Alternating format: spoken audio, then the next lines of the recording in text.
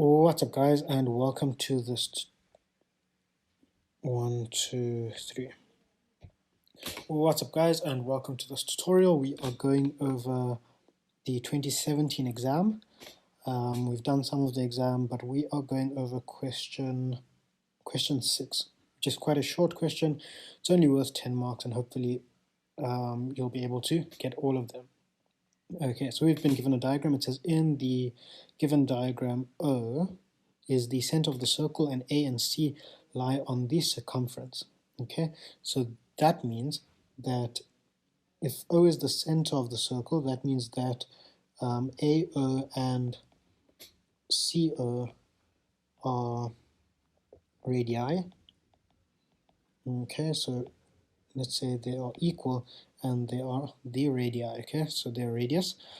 Then we've been given some lengths, so B lies on AO, okay, and let's change colors, and it says that AB, so this portion here, AB is equal to 2 centimeters, OB is equal to 8 centimeters, and BC, which is that line right there, is equal to 10 centimeters. Okay, so this means that AO is equal to AB and BO, which is equal to 10 centimeters, and like we said before, that's equal to OC. So we can say that OC is also equal to 10 centimeters, and this total length here is equal to 10 centimeters. Okay, so now that we have all the lengths, we can jump into the question, which it says calculate the size of angle BOC. So that would be this angle right here. Okay, so to do this question, we are going to have to use some trig rules. Okay, so we have 3 sides and we have 1 unknown angle. Okay, so what we can use is the cos rule. Okay, so let's understand the cos rule very quickly. So let's just go over that. Okay, so let's actually switch colors. Okay, so the cos rule looks like something like this. So if we have a triangle, let's say like that, and we've got A, B, C, and we've got angle A, angle B, angle C. Okay, so the sides are small letters and the angles are the big letters.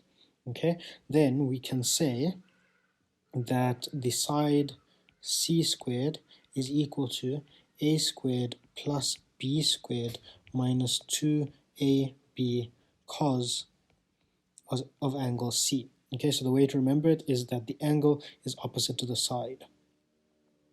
So I've actually drawn that incorrectly. That's C, that's big C right there, and that's big B right there. So as you can see, opposite side C is angle C, opposite side A is angle A, and opposite side B is angle B.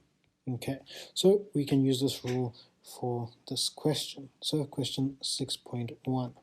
Okay, so if we redraw this triangle quite quickly like that, let's make that not look like a 90-degree angle. Okay, so we've got that there, we've got 10, 10, and 8, and we've got, this is our unknown angle. Then we have B, C, and O. Okay, but those are our points. Okay, so we want this angle right here. So that's going to be our angle C. Okay, so what we need to say is that the opposite side, which is 10, so it's going to be 10 squared, is equal to, so let's actually label these. So this would be our side C, this would be A, and let this be B, okay, in that equation right there. Okay, so then we'd say 10 squared is equal to A, which is 8 squared, plus B squared, which is 10 squared, minus 2 times 8 times 10, cos of our angle, which let's call theta. Let's call it theta, and then we can solve for angle theta, or we can solve for angle O rather. Let's call that angle O, and angle O is the only unknown here, so we can solve for O, and angle O comes out as being equal to 1,159 radians. Okay, so that's angle O. And that's that question in 4 marks. Okay, so if we look at 6.2, it says determine the area of the shaded region bounded by AB, BC, and arc AC. Okay, so that's the region that they've shaded in for us already quite nicely. So that's that region right there. Okay, so what we can say is that we know how to work out the area of that segment right there, or that sector, right? There's an equation for that. If we wanted to calculate that sector, which is the area equals half times the radius times theta, the angle squared, and in this case this would be theta, right? And that would give us that full sector.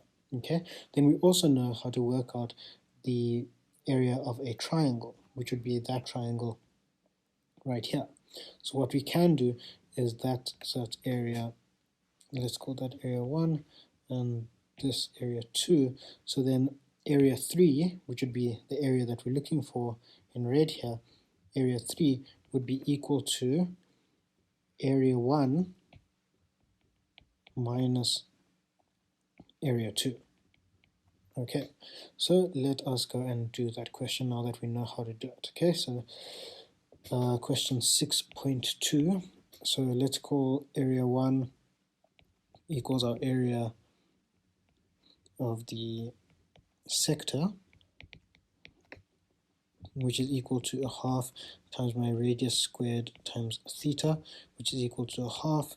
My radius we already calculated as 10, so that's going to be 10 squared times the angle which I just calculated, which was 1.159. And if we plug that into our calculator, we get that area 1, area 1 is equal to 57.96 units squared.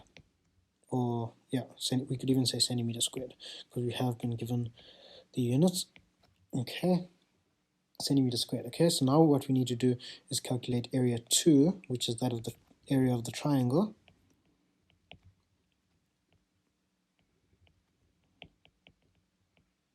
Okay, and the area of the triangle equals half base times my perpendicular height, right? But unfortunately in this case we don't have a right angle triangle. Okay, so we have a triangle that looks something like that, where the angle is not 90 degrees. So we need to get this height, and that height there is going to be that height there. We know this angle and we know this length here. Okay, so to get that height, we can say the height equals 10 sine theta. Okay, so that would be the length OC. So this would be OC sine theta. So half base times, I'm just going to call it H for, let's just call it AC. OC rather. Half base times OC sine theta. Okay, which is equal to a half times the base of my triangle, which is 8 centimeters. OC is the radius, which is 10, and sine, and my theta was 1,159, what I calculated, and that comes out as, okay, and the value of that comes out as 36,656 centimeters squared. Okay, so that's area 2. Okay, that's area 1, that's area 2, and then we can say that the shaded area is equal to area 1 minus area 2, which is equal to, if we plug that into our calculator, we get 21,3 centimeters squared. Okay, and that is the final answer. Okay, so I hope you guys saw how to break down a question like this. Obviously I went into a bit more detail about the sine rule, and this is how to calculate the area of a triangle with when there's no 90 degrees. Yeah, so in a typical exam it should take you less time than it took me, but I hope just walking through it helped you guys. So thanks for watching. Yeah.